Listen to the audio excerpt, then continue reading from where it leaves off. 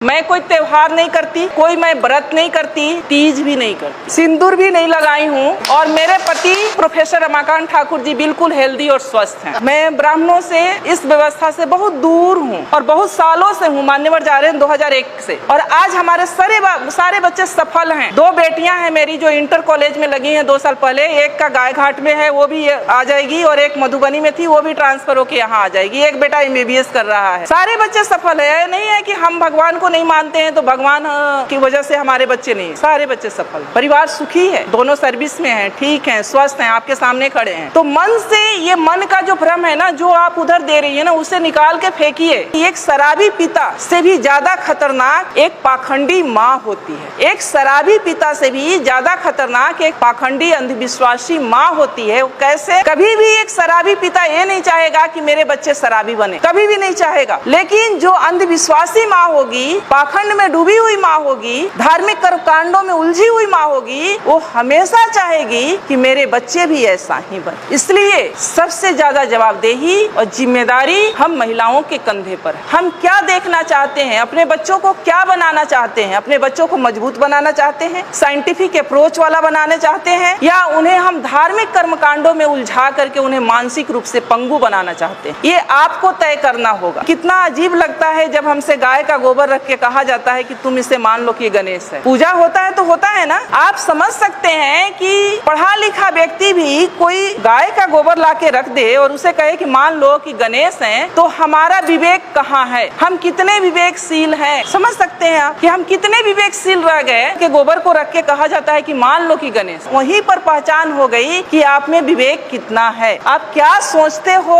और क्या नहीं सोच सकते हो, सोचने की क्षमता आपकी कहाँ तक है। मानसिक टेस्ट, वो पैरामीटर, तो आप उन सब चीजों से निकले। बुद्ध शरण हंस जी लिखे हैं 4 खूंटे जिसमें हम लोग बंधे हुए हैं। उन 4 खूंटों को उखाड़ फेंकना है। पहला है ब्राह्मण पुरोहित। घर बनाते हैं हम, गृह प्रवेश किसके अनुसार होता है? गृह प्रवेश किसके अनुसार होता है? ब्राह्मण के अनुसार। बच्चे पैदा करते हैं हम, नामकरण कौन करता है? शादी विवाह ठीक करते हैं हम, बिना तिथि कुछ नहीं करते।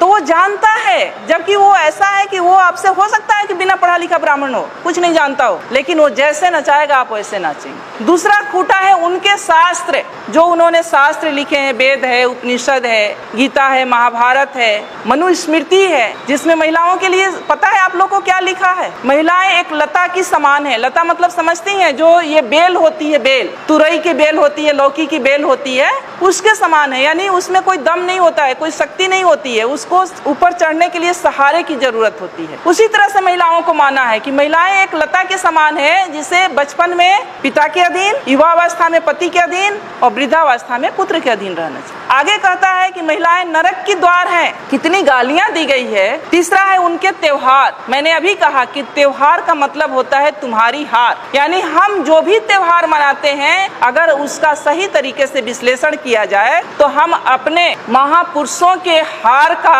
जश्न मनाते हैं। कितने नालायक लोग हैं हम लोग। उनके तीर्थ, जो ये तीर्थ स्थल हैं, अब जब खोज हो रहा है, हमारे लोगों ने भी जब खोज की शुरू किया है, तो 99% ये तीर्थ स्थल बुद्ध से जुड़ा हुआ है। ये जो तीर्थ स्थल है वो बुद्ध का है, जहाँ बौद्ध मठ हुआ करता था, और उसको इन्होंने तीर्थ स्थल में कहीं किसी धाम में, कहीं किसी धाम में कन्वर्ट करके धार्मिक स्थल के रूप में प्रचारित कर। तो जो संसाधन, जो पैसा आप लोग खर्च करती है तीर्थ पर, वो पैसा आप लोग खर्च करें अपने बच्चों के पढ़ाई पर। इन्हें उखाड़ फेंको। ये 4 चीजें हैं, और ये 4 चीज से जिस दिन आप उखाड़ देंगी, जिस दिन आप इससे दूर हो जाएंगी, उस दिन से शायद मुझे लगता है कि आपकी तरक्की शुरू हो जाएगी। एक मेरी जैसी ही पढ़ी लिखी लड़की थी, शादी उसकी एक ऐसे परिवार में हो गई जहाँ लोग बहुत धार्मिक विचारधारा के थे। जब वो लड़की शादी करा के अपने घर में जाती है, ससुराल जाती है, तो उसकी सासू माँ कहती है कि गाँव में एक मंदिर था, दूसरे तीसरे दिन कि बहू चलो मंदिर में हम पूजा करके आते हैं। अब वो लड़की सोचती है कि हम तो मंदिर को मानते, हम तो भगवान को मानते नहीं है। अब लेकिन सासू माँ से उसके सामने दिक्कत ये है कि 2 दिन की गई हुई बहू सासू माँ को कैसे मना कर दे कि हम मंदिर में नहीं जाएंगे, भगवान को नहीं मानते हैं, ये तो गलत हो जाएगा। वो जाती है सासू माँ के साथ, हाथ में बाल्टी ले लेती है, कुआं होता है आप लोग जानती है मंदिर के पास, जहाँ से पानी लेके, या नल होता है, पानी लेके मंदिर में धुलाई किया जाता है या जल चढ़ाया जाता है। वो जब वहाँ पहुँचती है बाल्टी लेके, तो देखती है कि गाय